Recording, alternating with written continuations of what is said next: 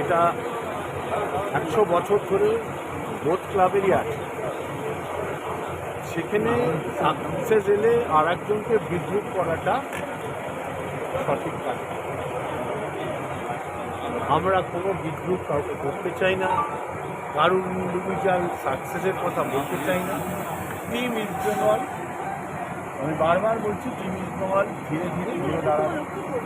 এটা হয়তো প্রথম পদক্ষেপ, ধীরে ধীরে আরও কিছু দেখা যায়। আজকে আপনারা কাদের হারালেন?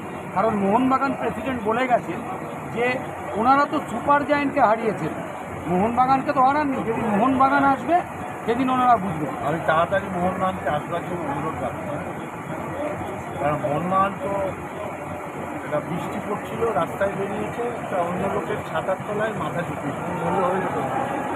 আর বাকিটা আমি বললাম না, তুলে রাখলাম, সময় মতো বলবো। মোহনবাগান কত বছর চ্যাম্পিয়ন হয়েছে দুরান?